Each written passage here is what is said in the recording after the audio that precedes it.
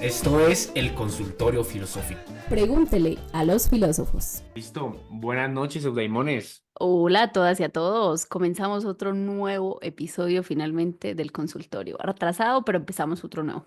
Hoy estamos de suerte porque también hay otro filósofo, un estudiante de La filosofía de la Unidad compinchería. del Valle, si no me equivoco, que conocimos en Tunja por casualidad y que en una charla, en una cena, nos ideamos el mejor programa reality show de filósofos que van a ver ustedes cuando nosotros tengamos buen dinero para hacerlo. Exacto, cuando seamos todos unos jeques y saquemos programas así como los ricos, cuando se les antoja, así como las Kardashian, un Keeping Up with Philosophers. Exacto. Cuando Laura ya sea la nueva mandataria del nuevo orden mundial, que va a dar presupuesto para esto, yo quiero ser el Eso me director. parece. Claro que sí. Entonces, Joshua, preséntese y cuéntenos qué viene a hacer hoy. Em, Hola, buenas noches, ¿cómo estás? Me presento. Yo soy Joshua, estudiante de licenciatura en Filosofía de la Universidad del Valle, como muy bien decía Parra y Laura. Pues a ellos yo los conocí justamente de mera casualidad un día que me fui a comer como un perro, porque estábamos en un congreso en Tunja, entonces ellos también les habían llevado como a dar una charla y nos sentamos a hablar y daba la casualidad como que en la televisión estaban pasando el desafío, ¿no? Una vaina así. No, no, no, la Y casa de mira, los famosos, ¿no era? Ah, no, el eso sí, desafío. sí, ¿No? el desafío, pero nosotros nos pusimos a pensar, porque yo les comenté, es que, oiga, si a algo le gustan los filósofos y las filósofas es echar chisme. Uf, no, yo creo que es la cosa más impresionante del mundo y a mí particularmente me gusta mucho echar chisme. Entonces a mí la Casa de los Famosos no es que me guste mucho, pero me gusta la gente que le gusta la Casa de los Famosos. Entonces cuando yo me los encuentro, le digo, oiga, tírame un chisme, ¿no? ¿Qué ha pasado en la Casa de los Famosos? Y entonces como que hablando y toda la vaina, llegamos a la conclusión, llegamos a esta idea y se las presento, es impresionante. A nosotros nos pareció que es el mejor reality show del mundo. Y es que podríamos encerrar a una cierta cantidad de filósofos y filósofas a convivir en una casa, aislarlos del mundo de afuera y que los cara a cara sean como debates argumentados. Es como que, ok, yo quiero que usted salga porque primera premisa, segunda premisa, tercera premisa, conclusión. Te dice, ah, no, no, no, pero es que usted está haciendo una falacia ad hominem, ¿no? Y así, yo creo que sería muy divertido encerrar a filósofos y aislarlos del mundo. Yo creo y yo apuesto y van a ver que con el Ministerio de Cultura, que es mi patrocinador oficial de todo, voy a sacar ese proyecto. ¿Se imagina que el Ministerio de Cultura lo apoye? Uno no sabe, nosotros somos bien manifestadores y literal lo que le decimos al mundo siempre se nos cumple. Una vez tuvimos un problema de dinero y dijimos, pues siempre le decimos al mundo que nos ayude y ese día dijimos, mundo denos plata diario y diario nos empezó a llegar plata, ¿verdad? De lados inhóspitos, pero llegaba plata legal. Moneditas y eso, pero llegaba a plata de ahí. Así que no dudemos que esta manifestación sea muy posible. Ustedes aquí que lo escuchan dirán, jaja, qué chistoso, qué gracioso. Pero pues si hacen programas de narcos, ¿por qué no podemos hacer programas de Claro. filósofos? A ver. Cuando nos estén viendo en el prime time en RCN, encerrados en la casa, ahí sí van a decir, Ya van a van a ver, decir, no le creímos a los filósofos. para los envidiosos que decían que la filosofía no nos va a llevar lejos. Tras bambalinas Hasta te- estábamos hablando de la naturaleza de esos consultorios y Joshua nos estaba diciendo algo sobre el consultorio. Es que, a ver, yo creo que, pues Parra me comentaba como qué era esto del consultorio filosófico, ¿no? Y era como que un espacio donde, en este caso, un filósofo y una filósofa se prestan a escuchar, como para que la gente hable y digamos que se descargue un poco. Entonces yo le decía que me parecía muy chévere la naturaleza porque la gente parte de un prejuicio con los filósofos y filósofas y es que la gente cree que uno tiene la respuesta para todo.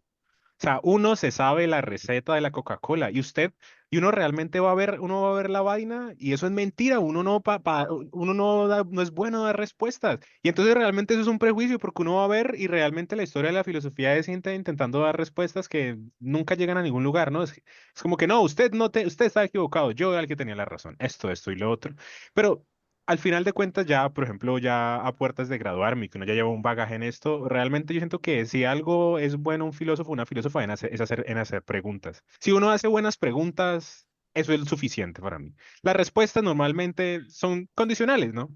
Y entonces en ese sentido la gente cree que uno sabe de todo y es muy normal que uno lo primero que la gente me pregunta cuando yo le digo que estudio filosofía son dos cosas. Una es, ¿se va a morir de hambre? Y si no es esa, la otra es, ay, parce, mira qué me pasó esto, ¿vos qué opinas? Y en el cuenta uno los problemas, ¿no? Y El como uno es oráculo. chismoso, uno es súper feliz que le cuenten los chismes. Weón. La filosofía es un chisme, yo lo he dicho siempre.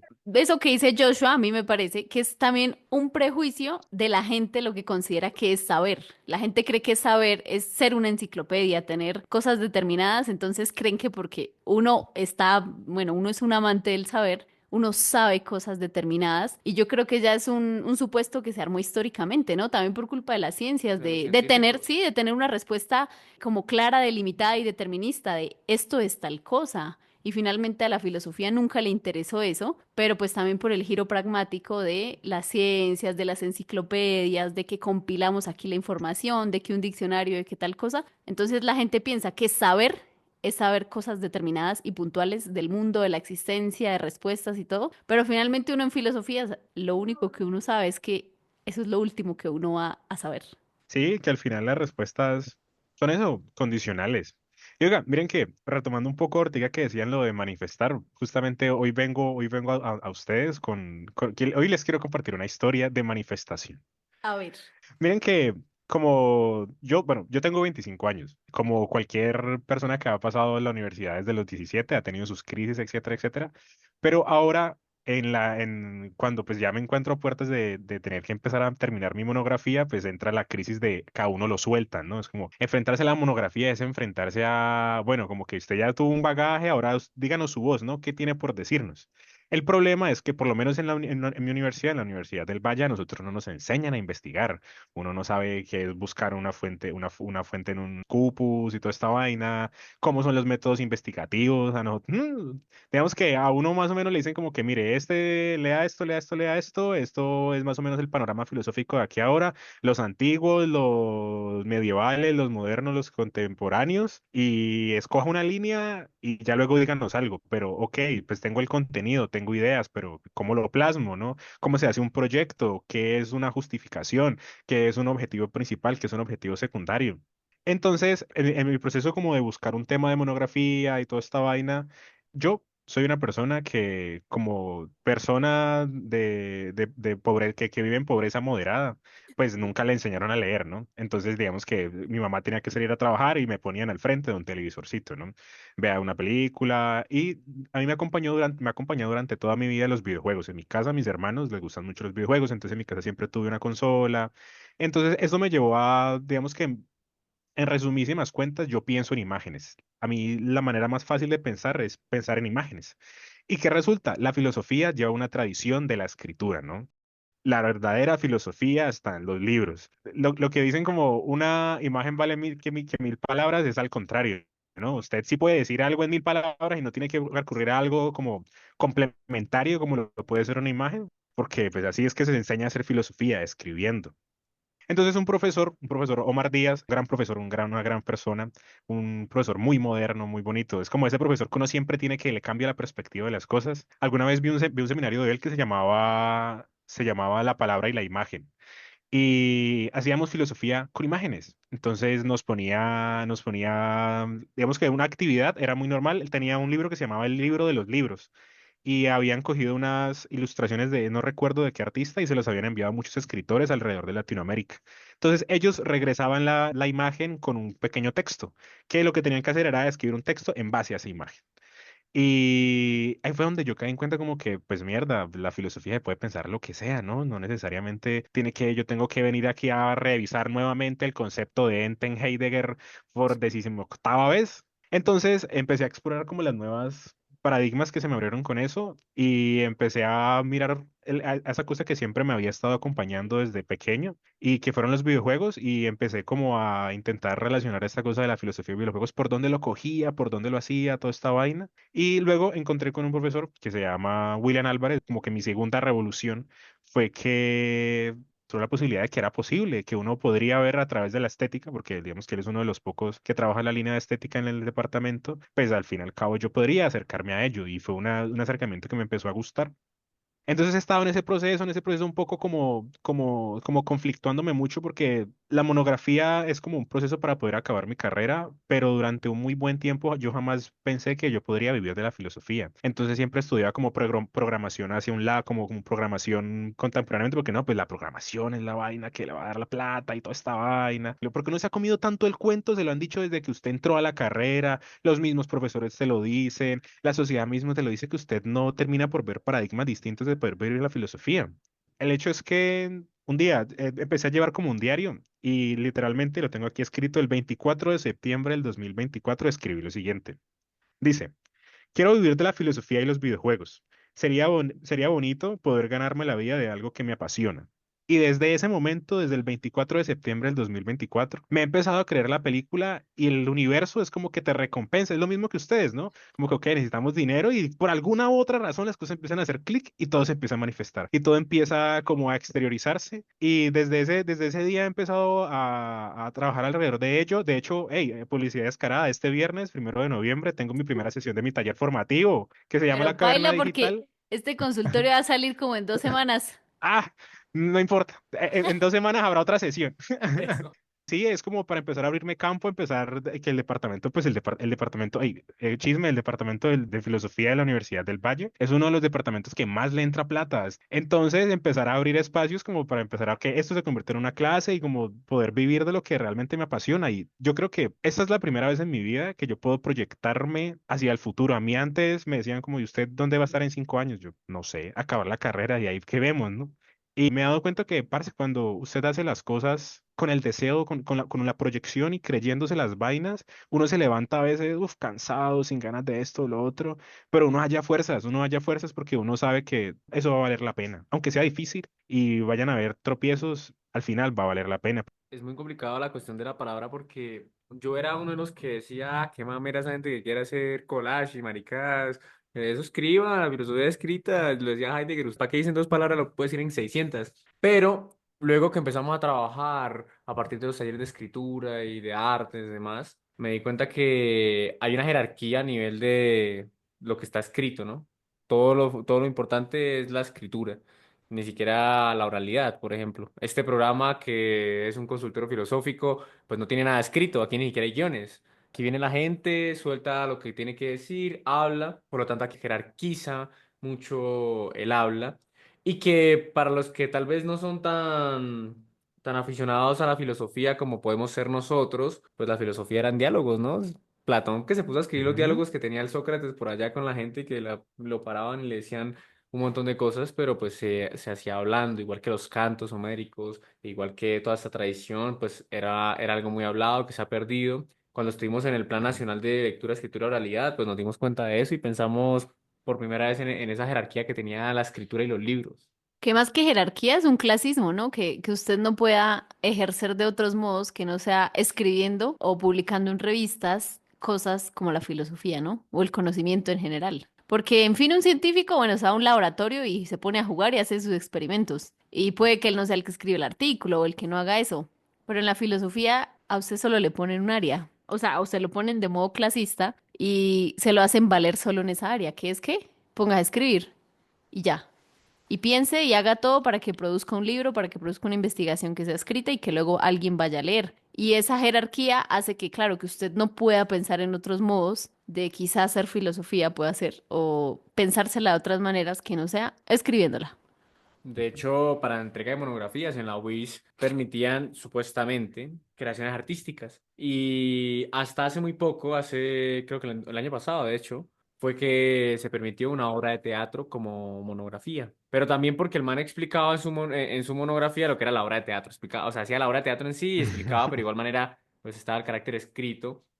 No hay pues otro formato para presentar las disertaciones filosóficas que no se ha escrito. Por lo tanto, pues sí, yo en un momento pensé eso, pues vaya y hagan otra cosa, vayan a Cojan audiovisuales. oficio, cojan oficio. Vaya haga videojuegos, sí. No, no, y que además más allá de la escritura es una escritura particular, ¿no? Porque es el ensayo académico para publicarse en revistas, que es incluso aún más cerrado, ¿no? Porque ya a usted no le permite algunas libertades. Y si yo quiero, por ejemplo, escribir un ensayo literario, ¿por qué no? es también una cuestión un poco muy academicista, ¿no? Donde Sí. aquí es que los filósofos son los que se De, encierran en el cuarto a leer. de hecho, pues con mi tesis, pues tuve como esa profesora también que usted dice que le cambia a uno. Hablando con uno de los profes que estuvo por ahí hablando de la tesis y eso, me decía, Parra, una tesis como la suya no queremos volver a aceptar en la escuela. Y yo como que, ¿por qué? Porque la introducción empieza diciendo, antes de comenzar mi monografía sobre tal cosa, yo quería hacer esto sobre Sartre, pero llegó la pandemia y la pandemia me puso tal cosa y tal cosa. Y es como si les estuviera hablando porque mi monografía es casi muy hablada, o sea, escribo Ujú. como hablo, entonces en pandemia pensando tal cosa, vi un libro que me hizo recordar el Cielo y la Nada y dije, ese nombre me gusta, que es Plato en Europa, bla, bla, bla, bla, bla, bla, y dije, ah, tengo una pregunta, voy a hacer mi tesis sobre esto. Y empiezo a explicar cada cosa de la tesis, entonces me dijo, eso no lo quiero volver a tener en la escuela. Porque claro, esa escritura académica de el objeto del siguiente, de la que siguiente monografía se Ujú. trata, pues yo no la tuve y pues yo siento que la filosofía también tiene que como que ir explorando también una forma literaria, de esa forma de escrita también muy personal, que tal vez los artículos, los ensayos, las monografías no permiten porque pues son en tercera persona, impersonal ahí, Ujú. alejado, y nunca está como usted ahí dentro del texto oficialmente. Claro, no, claro. No, y mira que, por ejemplo, ahora nombran la oralidad, miren que una de las cosas que yo más he rescatado de la filosofía es que me ha vuelto muy buen orador. Además, porque soy chismoso. Y por ejemplo, a mí, yo recuerdo que de esto lo habíamos hablado, que a mí, por ejemplo, me encanta subirme a taxis o a gente que su trabajo es conducir gente y empezarles a preguntar por qué esa gente vive tantas cosas, vive, parce, se relaciona con la gente de una manera muy distinta y yo creo que de las mejores historias que yo he conocido, de los mejores chismes, las mejores más historias locas que yo pude haber conocido ha sido de un taxista. Aguante Les, los le- taxistas. Sí, yo recuerdo que usted ese día había hecho, el que estaba como en Tunja le había preguntado como a un taxista que si le gustaban las cumbias, una vaina así, y que ese mal empezó a, claro, y empezó a tirar cumbia. Y nos contó la historia del camión y de la mujer y de todo eso. Aguanta ese man que puso cumbias, puso amor diamantes. Con eso se ganó mi corazón. Y entonces, mira que les comparto, en Cartagena me subió un Uber, weón, me subió un Uber muy chistoso y le empecé a poner charla de toda la vaina y me encontré un personaje impresionante. Entonces el man estaba escuchando vallenato y entonces estábamos en Cartagena. Yo le dije, ve, parce, pues yo pensaba que era cartagenero. Ustedes como pues por ser cartageneros, como que ustedes, ¿cuál es su relación con el vallenato? Desde muy pequeño lo escuchan y toda la vaina, porque por ejemplo yo soy de Cali y uno desde pequeño escucha salsa. En todo lado hay salsa, digamos que hay canciones tan famosas que usted puede decir todo caleño ha escuchado esta salsa porque es una vaina muy, digamos que forma parte integral de la cultura. Entonces él me decía, parce, pues la verdad yo no sabría decirte porque yo soy de Santa Marta. Y entonces empezó a contarme la historia y resulta, en resumísimas cuentas, es que ese marica se había ganado un programa de ser pilo paga y le dieron la oportunidad de irse a estudiar a Alemania. El man iba a estudiar ingeniería ambiental y se fue a estudiar ingeniería ambiental en Alemania y pues como el man es de Santa Marta, pues ellos hablan inglés, ¿no? Hablan creol, entonces digamos que con eso se pudo ir. Y en la mitad de como 4 meses, le salió la oportunidad de irse a estudiar a Rusia, a seguir con la carrera, pero irse a Rusia. Y el man se fue a Rusia. Acabó la carrera en Rusia, hizo una especialización en sistemas hídricos y terminó trabajando en una represa en la frontera con Ucrania, a eso del 2014.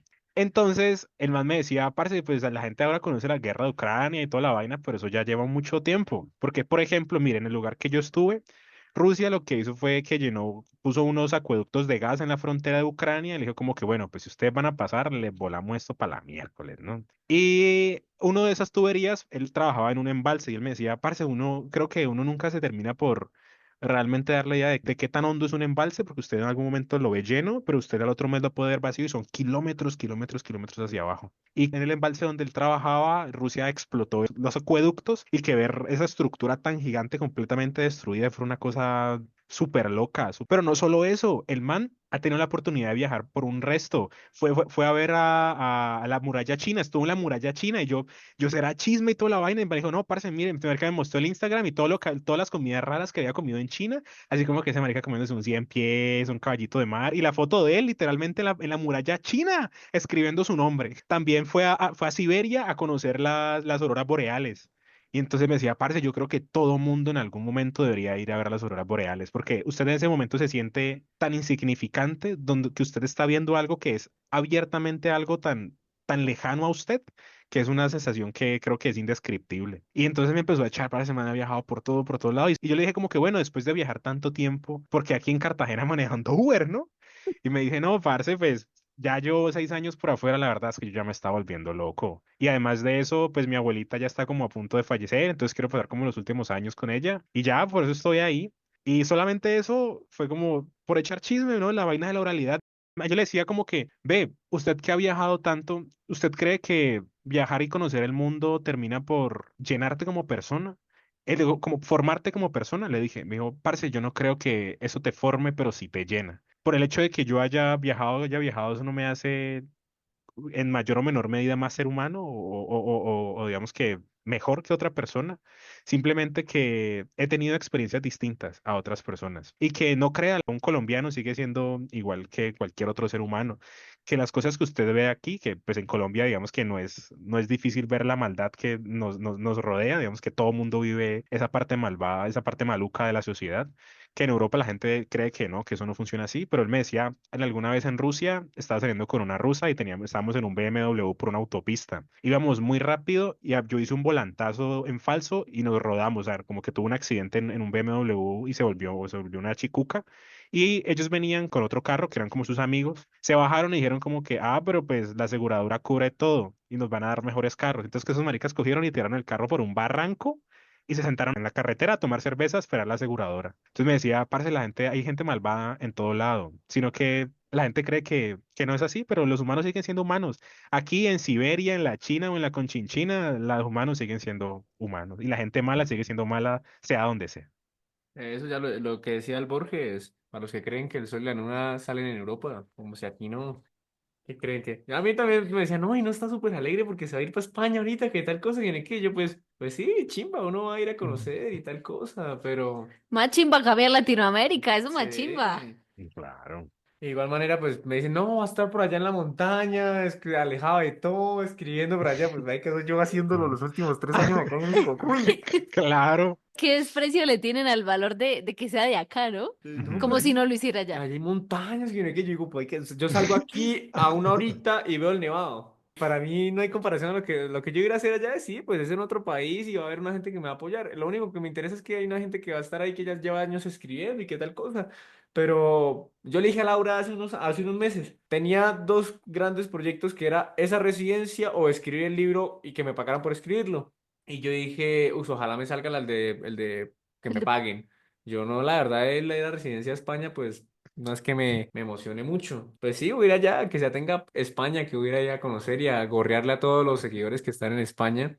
Que yo creo que cuando salga este Mm. podcast ya Ya va a estaré estar. por allá. Entonces, los que lo voy a publicar y les voy a decir, bueno, los que están en España, invítenme ya a algo, o los que están ahí en Francia, invítenme a algo, porque quién sabe cuándo vuelva yo por acá a estas tierras europeas, y pues tampoco es que mi interés esté ahí. Ujú. Pero Claro. espere, ¿por qué llegaron a esa historia? Que están Porque es que estamos hablando de los chismes y de los taxistas. taxistas es lo mejor. Y que entonces el man se subió Mm. al Uber y que en Cartagena se Le que contó todo eso. Miren, mi sueño es que este programa llegue a todos los taxistas y buceteros de este país. Yo quisiera y soñaría con que ellos me escucharan siempre, todos los días, y se sentaran a manejar su bucecito y toda la vuelta, a escuchar. Que ¿Visto no es eso? peligroso, no me importa. Que nos escuchen, que se mueran una muerte digna escuchando filósofos, pero ojalá nos escucharan, mi gran sueño. ¿No han visto esos programas del taxi falso, del fake taxi? En el que se suben y hablan ahí con los artistas, con la gente del común y eso. Ajá. Gente ahí que se sube al taxi y le dicen, no, ¿usted quién es? Y que día se subió, creo que Robert Downey Jr. a un fake taxi y el man contando, no, pues yo grabo unas películas por Pero, ahí, o sea, pero... eso lo no". acuerdan, ¿no? De que Sí, sí, sí, sí, es un programa que tienen ya Yo una vez vi establecido. a cantantes subidos Sí, eso. y que los ponen a cantar y Y eso, entonces le man dice, no, pues sí, yo grabo unas películas y me ha ido bien y eso, pero es el mundo, del mundo del cine, eso también es un teatro, eso uno tiene que aparentar mucho, y no hay qué, y pues era el Robert Downey Jr., que ahorita es uno de los artistas, de los actores mejores pagos por interpretar a Iron Man. Ujú. Entonces, hay que pensar en los formatos en los que la gente hable, es que esos espacios, o sea, imagine todo lo que le ha pasado a uno, ahora imagine todo lo que le ha pasado a la gente, ahora ajá, imagine a alguien que conduce y que todo el día es llevar gente de aquí para allá, y que le día y pasan cosas, noche. sí. Mm. No, y que además son unas personas que siempre están dispuestas a escuchar, ¿no? Porque pues como para liberarse un poco de la monotonía que es conducir, pues siempre está ahí como para escuchar. Mire que eso me recuerda que hay un podcast que es de la RTBC, que justamente se llama Relatos Amarillos, que es un podcast con taxistas. Los taxistas van y cuentan sus historias. Es muy bueno, ya tiene bastantes capítulos, o sea, tiene varias temporadas, de hecho. Tiene como 33 episodios. Se lo Usano. recomiendo, se llama Relatos Amarillos, está en la RTBC. Vale, vamos a escucharlo. Es que yo soy muy malo para escuchar podcast y eso. Yo soy malísimo para encontrar algo que me guste. Pero aquí está creando un podcast. En la charla cotidiana a veces salen conocimientos tan hermosos. Yo creo que las ideas más grandes que yo he tenido ha sido echando cháchara con un socio en un parque. Sí. Y uno dice como que, uff, ojalá sería una chimba poder siempre tener un micrófono y poder captar esos momentos y como compartir, como tenerlo ahí. O sea, que la gente después, que lo vean o no, pero uno tenerlo como un recordatorio de que, uf, qué chimba esta idea que tuve aquel día que me encontré a Parra y a Laura en un comedero de Tunja y nos craneamos el mejor reality show de la televisión nacional, ¿no? A nosotros nos pasaba mucho eso y entonces empezamos a decir, bueno, que alguien se acuerde de grabar y que la gente no se dé cuenta, los que están ahí, porque claro, también pasa que cuando uno empieza a grabar como que, Se bueno, no, cohíbe. sí, se cohíbe como decir muchas Ujú. estupideces, pero esas estupideces le dan mucho sabor al argumento que usted está dando y a la noche, porque todas esas cosas que dijimos del reality, eso salieron muchas bobadas, que esas son las Sí. bobadas que le van a dar el sentido importante a ese reality que vamos a crear. Pero bueno, ¿y ustedes qué? ¿Cómo les va? ¿Cómo se sienten ustedes con este proceso de dejar un poco atrás lo de las cuestiones culturales y toda esta vaina? Pues os pregunto porque como yo estoy haciendo el diplomado, quiero empezar a explotar esa área, como que, por ejemplo, el taller de la Caverna Digital está pensado como un taller formativo para presentarlo como un proyecto y empezar a ir a las bibliotecas, empezar a formar cuestiones de filosofía, videojuegos y estética. Entonces como que me gustaría como también un poco devolverles la pregunta. Ustedes que son filósofos y que además de eso viven de proyectos culturales, ¿cuáles son las recomendaciones? Espera, espera, antes de que la coloquen, yo quería decirle, los videojuegos son la mejor empresa actual de todo el mundo. Mejor aún que Microsoft, los software, la pornografía y todo, cine junto. Así que inviértanle a los videojuegos. El Joshua va por un camino elegante porque, la verdad, los videojuegos son de la empresa más redituable actual en startups a nivel económico y se come al todo el resto de empresas en audiovisuales, multimedia y todo lo que sea. Oye, si nos quedamos un videojuego de un filo. Ya, y es que eso era lo que les iba a Claro, decir, ya De, existe, se lo ¿ya crearon existe? uno sí, una cosa fueron unos pero filósofos. Es que de hecho la subida de la empresa, mire, les voy a contar algo súper random, pero tiene que ver con cómo empezó esa empresa de los videojuegos a hacer algo redituable y tiene que ver con dos filósofos. Porque imagínense que los videojuegos pues eran una cosa que usted compraba, como lo dijimos, o sea, en la evolución del Xbox, antes pues usted compraba el aparatico, compraba los juegos y se acababa o los pirateaba, pero ya hasta ahí. Pero ahorita usted tiene que pagar una suscripción para ustedes que no juegan videojuegos, nosotros sí.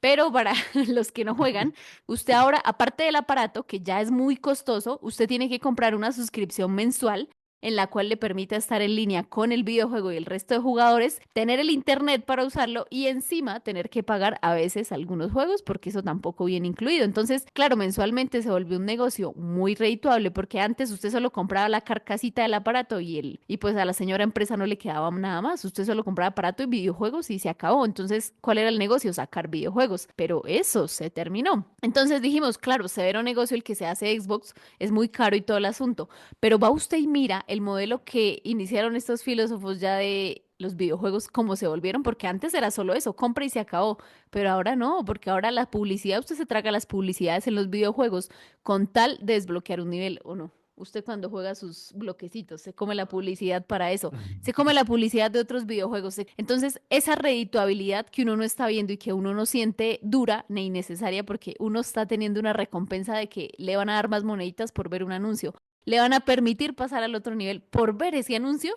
Toda esa publicidad hace que usted obligatoriamente tenga que verse esas publicidades larguísimas y se las estén pagando a ellos, pues en miles de dólares, porque usted no es como YouTube de me omito, lo salto, miro a ver si me sale. No, usted todo el mundo que está jugando y descargó ese videojuego o ese jueguito de celular hizo que usted esté cobrando, o al menos ellos estén cobrando, igual que el Xbox y los nuevos modelos de videojuegos. Entonces, esa es la mejor empresa en este momento, ¿oyeron? No, Sí, pero sí. los filósofos hicieron un juego filosófico, ¿o qué? No, es que ellos se pensaron ese modelo. O sea, sí fue más o menos esa idea. Vale, Sí fue esa idea, sí. mi idea del juego filosófico es, imagine usted poner un juego de situaciones filosóficas en el que usted pueda elegir ser Sartre o Camus en la Francia del 50 No, y tenga que eso no ganarse a No, era, pelear. eso no era, eso no era. definitivamente no va a ser una muy buena, no Eso no era vendería el mucho. videojuego. El videojuego era súper simple, como los personajes eran de filósofos y resolvían problemas que tenían que ver con la reflexión, pero era un juego de esos simples de aventura, de un Crash, pero un filósofo. No, yo Entonces no, no Ujú. era lo mismo, no. escoger a Sartre e ir al mitin de los obreros allá y tener que hacer el mejor argumento para que los obreros lo apoyen y tal No, cosa. eso no Ajá. pasaba. Estaría bien si usted tiene una Sí, startup o un desarrollador de videojuegos, pues ya lo saben, aquí hay una idea. Yo se creo la que regalamos. uno puede desarrollar Sí, videojuegos. de hecho, justamente por esa subida económica de los videojuegos, al ser una de las empresas más rentables, es que en Colombia, en el gobierno pasado, se apoyaron tanto, tanto, tanto las empresas de desarrolladores de videojuegos y en Colombia no existe, porque es difícil tenerla, es difícil mantener un equipo de personas desarrollando un software, desarrollando una interfaz, desarrollando una historia, un guionaje, resolviendo los problemas y ya está el videojuego en marcha. Entonces, es difícil mantenerlo y sobre todo pues aquí educacionalmente y todos los niveles. Entonces, eso les contamos, esa es la cuña radial. Entonces, Con cultura, ahora sí, yo creo que pues sería pertinente que primero les explique, porque la gente no sabe que nosotros hacemos cultura, ¿no? O sea, lo tenemos como muy encima, pero explíquele usted qué hicimos y por qué terminamos en cultura, así como muy someramente y luego ya la pregunta. nosotros, para la gente que no sabe, nosotros hacemos también proyectos culturales. En Instagram, en YouTube, a veces van a encontrar como los informes finales de nuestros proyectos y eso, pero pues nunca van a encontrar un contenido real sobre qué fue el proyecto, ni nosotros mostrándoles las sesiones, ni los productos, ni nada más, porque la cultura para nosotros fue solo un medio para ir desarrollando pues nuestras competencias de filosofía, que era escribir e investigar. Eso fue lo que nosotros nos pusimos a hacer con cultura y fue porque en la universidad nosotros hacíamos proyectos con los semilleros en los grupos donde estábamos y cuando nos dimos cuenta que no nos iban a pagar la maestría en la, en la universidad, dijimos, bueno, Sano, ¿qué nos ponemos a hacer? Y para ese año, no sé por qué razón, vimos una página del ministerio que decía, hey, hay dos proyectos ahorita que era La Colombia de mis sueños o Jóvenes en Movimiento y uno nos daba 5 millones y el otro nos daba 10 millones y dijimos, pues presentemos en el de 10 a ver porque somos más ambiciosos que quién sabe qué. Entonces dijimos, pero ¿qué nos ponemos a hacer? ¿Qué proyecto? Entonces yo siempre pues yo tenía un sueño que era ser mi director de una revista, tener mi revista y ser el director de la revista. Entonces dijo, pues hagamos una revista, hagamos unos talleres de escritura por allá en quién sabe dónde. Y Laura dijo, pues vámonos para el Cocuy. Y entonces hicimos el proyecto y ganamos. Sacamos mi revista, cumplí mi sueño a los 22 A años. los 22 sí. Entonces, ya a los 22 años dije, bueno, no tengo nada más que hacer con la vida. Mi otro sueño es ganarme el Nobel de Literatura, así que hasta que no empiece a publicar mis libros no me lo ganaré. Y por eso terminamos haciendo proyectos, los niños nos empezaron a decir, ay, ¿qué vamos a hacer ahora? Y porque la gente nos empezó a decir qué vamos a hacer ahora, empezamos a sacar más proyectos hasta que sacamos nuestra escuela de artes y eso fue el año pasado, el 10 de octubre del 2023 y el 15 de octubre del 2024 la cerramos oficialmente. Sí, ahora empezamos a hacer cultura fue porque también, la verdad, empezamos a ganar varios, no todos, eso sí, pero pues la ventaja de que ya sabíamos escribir, sabíamos justificarnos, pensábamos ideas que tenían sentido en un contexto, que tenían sentido humanista dentro de lo que es formar cultura. Pues también empezamos a ganar varias, entonces claro, era una manera más sencilla de hacer dinero que ponernos a pensar en una escuela, en ir a trabajar diario, no sé qué. Entonces, la verdad, pues como empezamos a ganarlos, dijimos, no, pues este es un negociazo, el mejor de todos. Y me creé mi empresa que era ser un manager cultural. Exacto. Entonces empezamos a ayudar a más artistas, bueno, artistas, no, a gente que pudiese pues vivir de la gestión para que también democratizar esos recursos, pues porque nos pusimos a ver y claro, la mayoría de casos los ganaban corporaciones que ya tenían 50.000 años de trayectoria, 50.000 artistas. En Colombia, por lo regular, pues se ganaba la misma gente de siempre esa plata y todo el asunto. Entonces dijimos, no, pues armémonos nosotros, o sea, lo que está haciendo Petro ahorita, nosotros lo quisimos hacer sin ser presidentes, ¿no? Dijimos, no, armémonos nosotros la empresa y pongamos a la gente a que hagan sus proyectos Y pues efectivamente llegó Petro y la verdad es que le quitó mucho control a muchas de esas corporaciones, la pasó a otras corporaciones, pero finalmente esa democratización fue nuestro como objetivo de seguir en cultura, poder también abrir esos recursos a más gente por estas zonas que casi no terminaban siendo benefactores de esos recursos. Dijimos, pues aquí y armemos así un proceso cultural que si bien no sean ellos los artistas, porque aquí no hay gente capacitada del todo para ser artistas, puedan ellos decir, queremos un proceso de música profesional. Ganémonos este proyecto y contratamos a un artista de fuera que venga y nos dé unas clases de música profesional para que los chicos empiecen a profesionalizarse en música y alguien pueda continuar dictando para que hayan insumos, para que hayan instrumentos. Entonces, ese era como el proyecto, no tan de artistas, pero sí para empezar a traer cultura aquí, pues porque estábamos aburridos y queríamos ver más cositas de cultura, más artistas, toda la vuelta. Ahora, los procesos de formación cultural en cualquiera de las artes son difíciles, entendiendo pues también los territorios en los que se hacen. Nosotros que les contábamos en el último video de YouTube que subimos, pues teníamos unas artes que eran de estar quietos, de no tener como mucho movimiento, también mucha soledad, silencio, y pues tal vez nos llama mucho la atención. Luego trajimos música y cositas así, tampoco llamaron tanto la atención. Y ese proceso formativo que es difícil de instaurar en Colombia, muchos, de hecho, muchos artistas y gestores culturales nos escribieron diciendo: "Ay, tengan paciencia, que es que eso es muy difícil, pero con los años, tal cosa, ustedes van a lograr consolidarse". Y a todos eso nosotros les respondimos que pues nuestro principal objeto no es la cultura, es la filosofía. Y pues si bien hay un aspecto de cultura en la filosofía, no queríamos depender de las convocatorias, ni de procesos formativos, ni nada, sino nos pusimos ya a hacer nuestros procesos personales.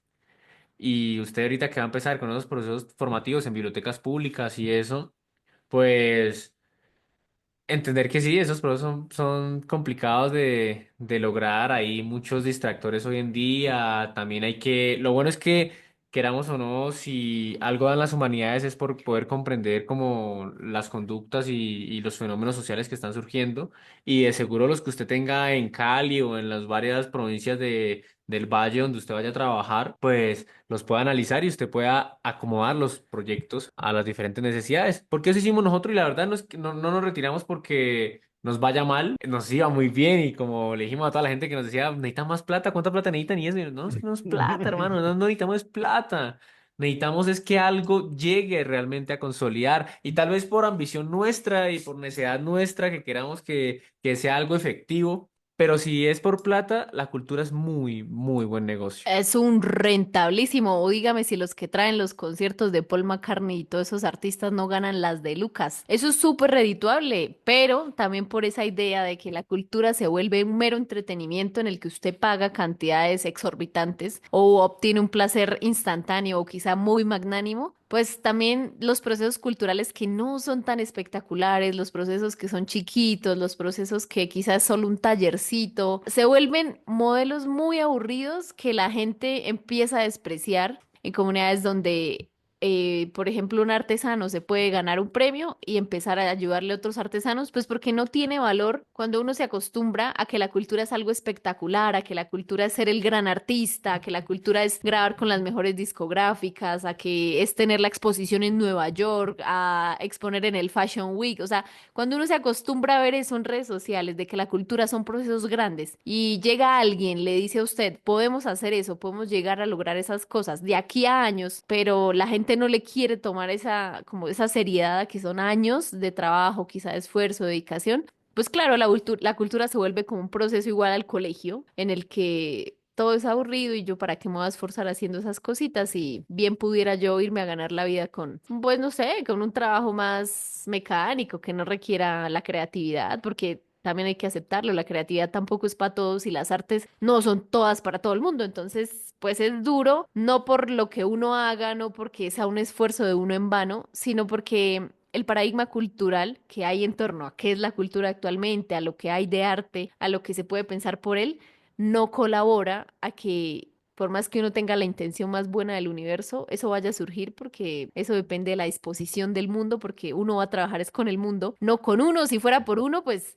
creo que ya uno dictatoriaría a todo el mundo y sería un tirano con qué podría hacer sí que no, y aquí podríamos poner la antigua Grecia y decir que piensen los que deben pensar y el resto pues vaya y sea esclavo. Pero no se puede, estamos con otros y quizá a los otros les interesa más esta vida de consumo y capitalismo y también sea una negación de uno no aceptar que también a la gente le gustó eso. Y sí, pues será una presión social y todo lo que sea, pero pues esa vida de consumo, de masificación, de querer otras cosas, es la vida que también ellos eligen tomar y uno también tiene que aceptar que eso no es menos ni mejor, ni es mejor lo nuestro, sino que es la decisión de la gente y hay que saberla respetar. Y si no viene a nuestros talleres, pues uno qué se queda haciendo. Yo no me puedo quedar ahí haciendo para siempre arte y esperando que los niños sí quieran venir porque quieren hacer música cuando quizá lo que les gusta es el reggaetón u otras cosas, pues es su elección, su decisión y no puedo yo, como se dice, menospreciar esas ideas y entonces quedarme toda la vida aquí intentando a querer enseñarles música clásica solo porque yo soy terca y creo que eso es lo mejor. Porque, pues a mí, ¿quién me dio la orden divina de decir que eso es lo mejor para los niños? Nadie, absolutamente nadie. No, pues, no, sin palabras, yo creo que ya lo dijiste todo, Laura. No creo que haya mejor cierre para mi pregunta que eso lo dijiste todo. Que va a ser re duro, pero pues hay que irlo a ver, hay que irlo a ver, hay que uno saberlo porque pues uno tampoco lo sabe. Sí, de igual manera, mire, no es que nosotros abandonemos la cultura ni nada, porque igual vamos a seguir haciéndolo, pues para algo creamos nuestra fundación y creamos pues nuestras empresitas para seguir influyendo, porque si algo pueden presentar los proyectos culturales es un panorama social del territorio. Sí, eso es cierto. Todos nuestros Mm, proyectos culturales tienen un fundamento filosófico que es un análisis social sobre, hey, hay estos proyectos que está votando la alcaldía, que están votando los privados, que no incluyen a los discapacitados. ¿Por qué excluyen a las personas en condición de discapacidad? Tal vez porque todos están enfocados en movimiento y las personas en condición de discapacidad tienen tal vez la movilidad reducida, por lo tanto, no conviene que este proyecto esté para ellos. Entonces, son cosas que permite desarrollar algo en un territorio. Y los proyectos, Conceptos. sí. Entonces, claro, usted como filósofo empieza a tener sus conceptos, empieza a saber, claro, la corporalidad, el movimiento, el arte, qué es la cultura, qué es la expresión, qué es la estética. Empezará usted a leer a Barthes, Roland Barthes, como llame man. Empezará usted a decir, hey, sí pasa esto. Sobre todo si usted tiene una formación filosófica, usted empezará a utilizar los conceptos para ir desarrollando más allá sus proyectos culturales y filosóficos, que al final de cuentas lo que usted quiere hacer con los videojuegos, que es una rama que hace poquito empezó a coger mucho auge, la Mire, filosofía de sí. los videojuegos, hay una vaina de fenomenología de los videojuegos también, que empezó a coger ujú. mucho auge en investigación, pues le permite a usted también ir asociando y ir generando este conocimiento en costumbres que se están arraigando ahorita. Nadie puede negar que estas últimas generaciones han crecido con los videojuegos. Sí, nada que Incluso hacer. sean gente con escasos recursos, alguna vez soñamos con ir a tener un Xbox o conseguíamos la plata para volarnos del colegio, ir a jugar Xbox allá en la cancha, ir tal cosa, y construyen parte ya de nuestra identidad como época, como generación. Y puede que eso lo pueda leer usted porque nadie más lo esté leyendo. Y pues son lecturas que merecen ser leídas, la verdad, por filósofos y ojalá no por antropólogos, ni por sociólogos, ni por técnicos sociales. Y no es porque ellos hagan menos trabajo o lo hagan de otra manera, ni porque nosotros seamos superiores al pensarlo, sino porque hay una parte muy importante en el análisis filosófico que tiene que ver con la totalidad, más allá de me tiene que funcionar para cifras, tiene que estar bien socialmente, que es lo que ahorita yo decía, no es que, a ver, si los chicos eligen el reggaetón y yo me quedo aquí de terca porque es mucho mejor la música clásica para su desarrollo, pues sí, yo sé que en estadísticas y en todo lo que ustedes me voten, obviamente eso está mucho mejor para el desarrollo de los niños, va a ser mucho mejor para nuestro desarrollo como sociedad, pero uno no puede empecinarse en la idea de la historia como progreso, de que siempre va a ser mejor ir más allá. Pues sí, ya sabemos que es mejor la música clásica, pero aun cuando la música clásica era el boom de todos, igual, pues, a ver, era el siglo que 18 o 19. Bueno, ese siglo creó las señores genocidios, las señores bombas, o sea, todo no es mejor solo porque empieza a ser como se dice, más adelante o hacer años más acá y entonces tiene que ser mejor este mundo. Simplemente que ese modelo de corresponder a cifras, de saber si esto va a ser mejor o no, que quizá pueda tener las otras ciencias derivadas de esa filosofía, ciencias más sociales, más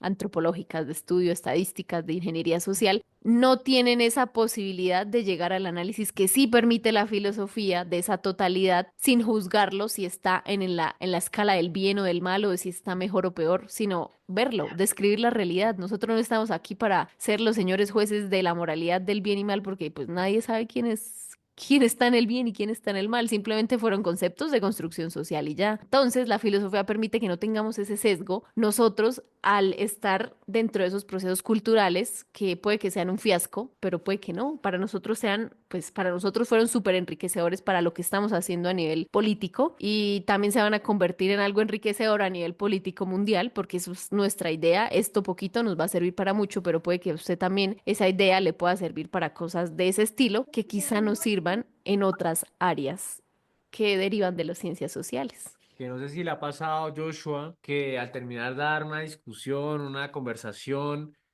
la gente diga, bueno, pero ¿qué? ¿Está bien o está mal? ¿Cuál es la conclusión de esto? Que no hay que diga, no, pues era esto. Ujú, A nosotros nos ha pasado mucho acá en el pueblo. Ah, pero no, que hay que hacer algo que funcione, que sea bueno, que no hay que... No, es esto es lo que está pasando. ujú.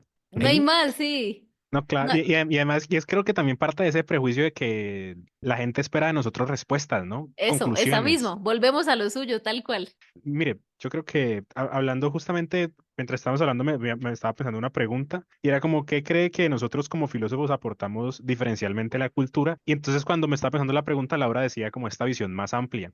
Y yo creo que algo que sí tiene la filosofía es que toda carrera que uno escoja le da una perspectiva distinta para interpretar lo que es el mundo. La filosofía también lo es, pero yo siento que lo que diferencialmente hace la filosofía es que nos da una visión más amplia del mundo. Podemos ver más allá, no estamos tan enfocados a, por ejemplo, a la técnica como lo puede ser una ingeniería, no estamos enfocados tantos a las cifras como puede ser la sociología un poco más moderna, ¿no? Nosotros como filósofos tenemos esta visión un poco más amplia, ¿no? Porque intentamos ver más allá de lo que es aparentemente está en el fenómeno, ¿no? Intentar encontrar estas visiones ontológicas muy traídas de esta cuestión de buscar la verdad, ¿no? Como que nosotros siempre estamos en busca de la verdad, que al final nunca la encontramos, justamente estaba viendo el episodio donde la señora que había estudiado medicina y toda la vaina, como que ya estaban hablando alrededor del deseo y el deseo solo existe cuando es algo que no se puede conseguir. Justamente eso es lo que nosotros hacemos. Nosotros no encontramos respuestas, pero las deseamos y en ese proceso de desearlas es cuando empezamos a ver esta mirada un poco más amplia, porque si no encontramos la respuesta aquí, puede ser aquí. Ok, pero entonces, ¿y si relacionamos esto con esto y esto con esto y esto con esto? Y termine por crear una cuestión muchísimo más amplia. Claro. Oh, esa me gusta ese análisis. Y es que pensar que de igual manera eso es tensión, eso es la vida en tensión. Y el filósofo vivía la vida en tensión. Bueno, quitarse los prejuicios, decir, hey, bueno, puede ser también esto, puede llegar a ser más allá de lo que yo creo, lo que yo he vivido, lo que he experimentado, no es una tarea sencilla. No, es Y la gente durísimo. dirá, ay, no, sí, tan Ujú, sencillo que es decir, ay, pues hay algo más. No, No, porque usted, ujú, sus creencias van formando la realidad, lo que usted percibe, ujú, lo que usted explora y lo que usted identifica como lo real, que la gente es mala, que aquí en Colombia es lo peor y Europa está el mundo, Europa es lo más bonito, que allá no pasa nada. Y la gente lo cree, ojalá yo me fuera a vivir a Europa. se me soluciona la vida. Sí, No. sí. No, hay más allá y le decíamos a la gente, pues ahorita en España hay una creciente ola de xenofobia hacia los colombianos. Y yo estaba aquí admirando unos de estos de estadísticas y Barcelona es uno de los que más tiene xenofobia con los colombianos. Entonces yo decía, bueno, sano, yo llego a un espacio donde alguien me diga tres puños en la cara para que sea serio. Y tal vez eso lo da la filosofía, que de igual manera no es práctico para nada. No. Porque entonces usted se queda ahí también como que, espere, no tomemos todo esto tan a la ligera y analicemos. Y el mundo ahorita necesita funcionalidad, necesita es que produzca, que Ujú. sea algo. Esto es bueno, O si funciona.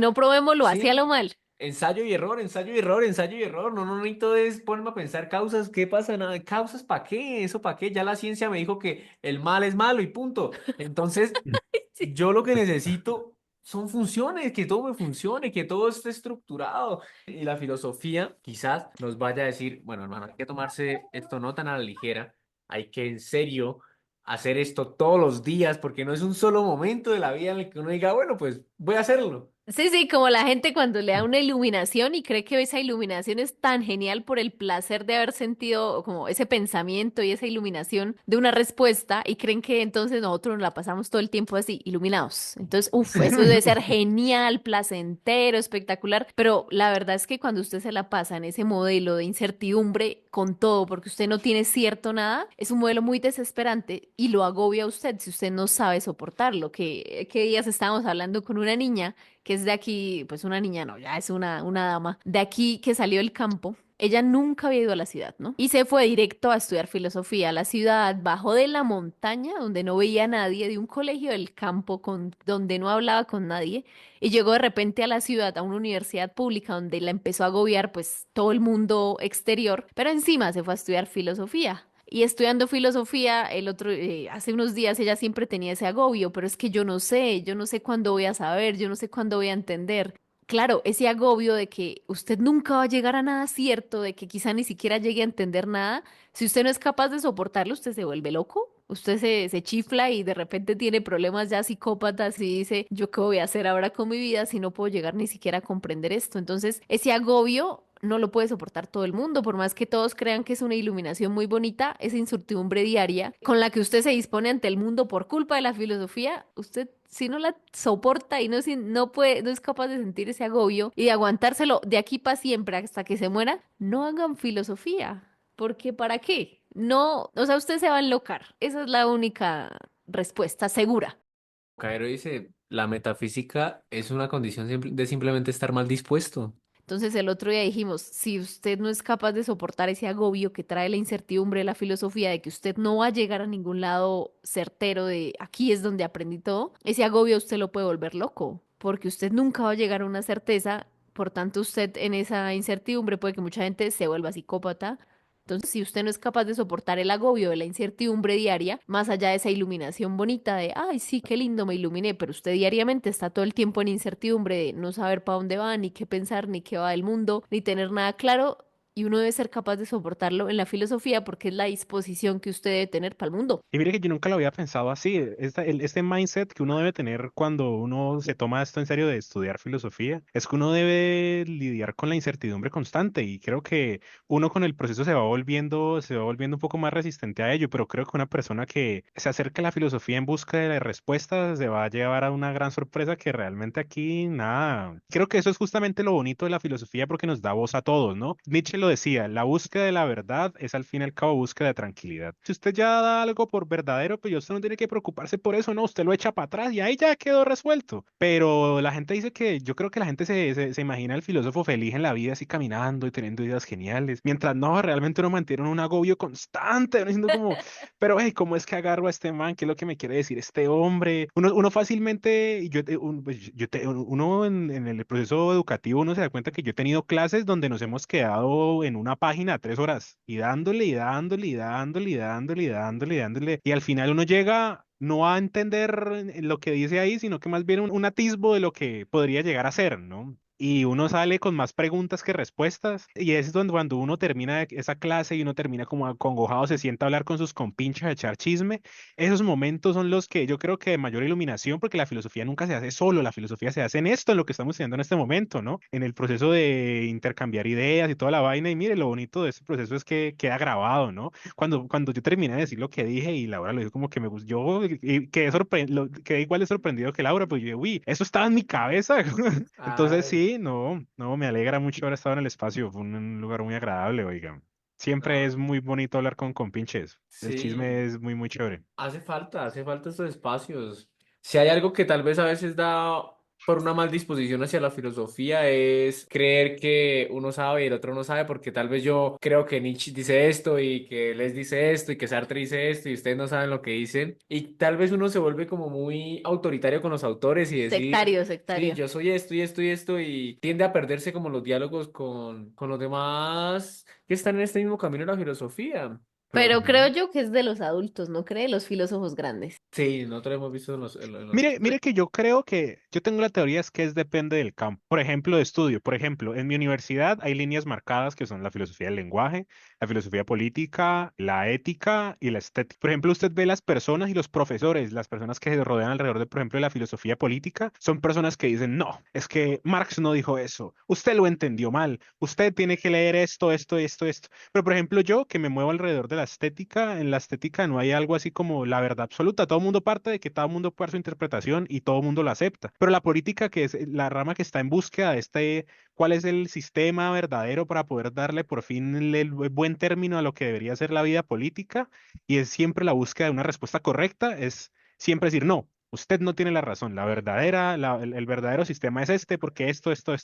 Y eso termina por crear una presión fuerte. Yo en mucho tiempo, en mi principio de las carreras, me gustaba mucho la filosofía política y le dediqué mucho tiempo a la filosofía política. Y ahora que no he transitado la estética y he regresado como a hablar con la nueva gente que viene con esto de la fan de la política, es una cosa muy marcada, porque usted habla con esos pelados y son como pelados así como muy, como si supieran todo, ¿no? Como que se leyeron, se leyeron algunos tomos de Marx y ya creen aquí pues el más iluminado de la vaina. Y es que yo creo que gran parte de la filosofía y además de eso, más que la filosofía es esta cuestión muy moderna de que el diálogo se ha perdido, como usted tiene su pequeño mundito en el celular, como usted le están afirmando cosas que usted cree, usted dice como que, pues, bueno, yo estoy en lo correcto, las otras personas, yo para qué, la otra persona para qué me sirve, ¿no? ¿Para qué necesito yo conflictuar mis ideas y yo sé que yo estoy en lo verdadero y en el celular me mantienen saliendo gente que dicen, me afirman lo mismo y me rodean de lo mismo y uno termina encerrado en una burbuja que al fin y al cabo es una vaina que hay que romper. De hecho, nuestros profes, ahorita que hablamos ya más personalmente con ellos, pues sí tienden él no hace filosofía, él lo que él hace no es filosofía, y lo que él no hace es filosofía, y nosotros decíamos como, todo el mundo se dice que lo que hace el otro no hace filosofía, por lo tanto ninguno de ustedes está haciendo filosofía, porque a la percepción de todos nadie hace filosofía,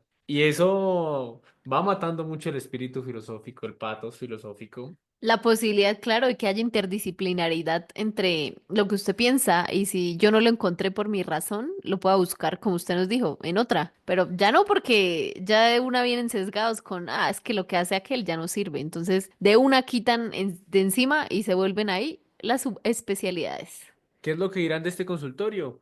Este consultorio no tiene nada de filosófico, solo gente echando chisme, que yo no sé qué, qué tal cosa. Pues claro. Y les decimos Y que sí. tienen la razón. Tienen la razón, exacto, que sí. Y eso es lo que al final de cuentas, después de escuchar, después de decir, oiga, estos manes dicen esas bobadas, porque ¿cómo van a decir esto? Si tal cosa, es empezaron a pensar y empezaron a filosofar, a decir estos manes qué están buscando, qué están haciendo con el consultorio. Y eso es lo que nos ha gustado de estos capítulos, de lo que ha llegado, la gente que ha llegado, la variedad de gente, de edades, en géneros, en trabajos, cómo han llegado a estos espacios, porque hace poquito tuvimos a alguien de Costa Rica y tenemos programado uno de México y tenemos así. Entonces, cómo esto ha llegado a calar en gente que tiene esa afición y nunca ha decidido hacerla, y gente que empezó a dar este camino, que ya está en filosofía, que lee filósofos. Pues porque también está el prejuicio de que para estudiar filosofía usted tiene que ingresar a una carrera universitaria, estudiar filosofía. No puede hacerlo de manera autónoma, de autodidacta, usted empezar a leer los autores, y cómo todos han llegado a converger en este espacio que es un consultorio. Y que es chistoso porque en el consultorio ¿usted qué va a hacer? Usted va a consultar. Entonces, y aquí hay una ambigüedad porque llegan acá, venga, que les voy a consultar este deseo, y nosotros les decimos de totazo, nosotros no le vamos a decir a ustedes nada. Entonces, qué chimba que haya estado en ese espacio, Joshua. La verdad, nos alegra hablar. Mira, las dos veces que hemos hablado con usted, nos surgen muchas buenas ideas. Demasiadas, diría yo. Le íbamos a preguntar, pero ya se nos está acabando el tiempo sobre su tesis, y que al final qué era lo que iba a hacer, porque nos contó, nos montó el problema, pero nos dijo voy a hacer esto. Pero si quiere decir el nombre de sus talleres que va a hacer y demás, pues hágalo. Este programa va a salir en 2 semanas. Pues nada, cuando salga, pues le compartiremos su perfil y eso, y le diremos a la gente, y sigan en estas redes, tal cosa, para que pues también se vayan informando de lo suyo.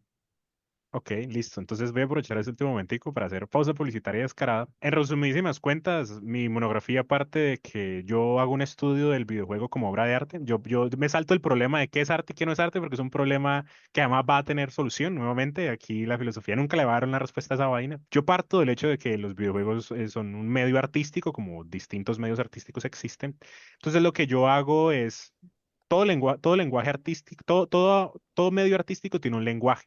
El arte cuenta, entonces mi pregunta es ¿cómo cuenta? Mi pregunta es ¿cómo cuentan los videojuegos? Entonces lo que hago es desglosar unos apartados, pongo el lenguaje de los videojuegos como interactividad, música, imagen, sonido, espacio, tiempo, que son como los conceptos que terminan por darle una unidad a los videojuegos como obra de arte y los estudio independientemente y lo que hago son pequeños ensayos, son un pequeño ensayo sobre, por ejemplo, el estudio del espacio del videojuego a través del concepto de paisaje. Toda obra de arte acontece en un espacio, ¿no? El Sí. teatro acontece en teatro, la música orquestal sucede en un teatrino también, el videojuego también sucede en un espacio, ¿no? Entonces lo que yo hago es estudiar la entidad desde la perspectiva de un concepto filosófico estético que es el paisaje. Mi plan es hacerlo con la interactividad, con la música, con la imagen, con las palabras. Y entonces, ese es como que más o menos el tema de mi monografía. Y lo que estoy intentando hacer ahora con los talleres formativos, el taller formativo se llama La Caverna Digital, empezar a compartir, pues uno como filósofo se piensa las cosas, uno piensa cosas todo el tiempo y tiene ideas y al fin y al cabo yo creo que ese pensamiento, ese conocimiento, esas ideas son para compartirlas, ¿no? Entonces lo que yo planeo hacer con la Caverna Digital es crear un taller para poderle presentarle a las personas pues el conocimiento que yo he podido formar a través de tantos años con los videojuegos y con la filosofía, etcétera, etcétera, etcétera, con el objetivo de poder afianzar línea, poder decir, parce, pues hay más gente en el departamento de filosofía pensándose los videojuegos desde una perspectiva política, ya no necesariamente una estética, de una cuestión ética, por ejemplo, y empezar así ir formando a través de estos talleres, mostrándole a la gente que sí es posible. Ese es más o menos mi proyecto de vida en estos momentos. Joshua, muchas Ajá. gracias. Muchas gracias por participar en esto. Ya sabe que, pues, gracias por seguirnos, porque esto al final de cuentas también es lo que nos hace a nosotros seguir haciéndolo. Aunque no nos pagan, pues no nos importa si no nos pagan o no. No todavía. Que usted esté No todavía. acá, que haya oído los consultorios, que nos vea en Instagram, que esté pendiente, que ahora que usted saque estos talleres, que usted empiece también a hacer lo suyo y llegar a más gente a sus espacios, pues también es lo que va a hacer construir sociedad, ¿no? Sí. Y a veces como que la filosofía se separa mucho de eso para creer que hay que estar encerrados en sus bibliotecas. Y eso es una parte necesaria, sí, leer, escribir es una parte muy necesaria de la filosofía. Pero el diálogo es algo muy fundamental y dialogar sobre lo que está pasando hoy en día es necesario y el auge de los videojuegos pues construye costumbres. Y lo que yo he dicho varias veces, si estuvieran los filósofos vivos ahorita en esta época con todas las plataformas que hay, estarían en Twitch todo el día. Sí, tal cual.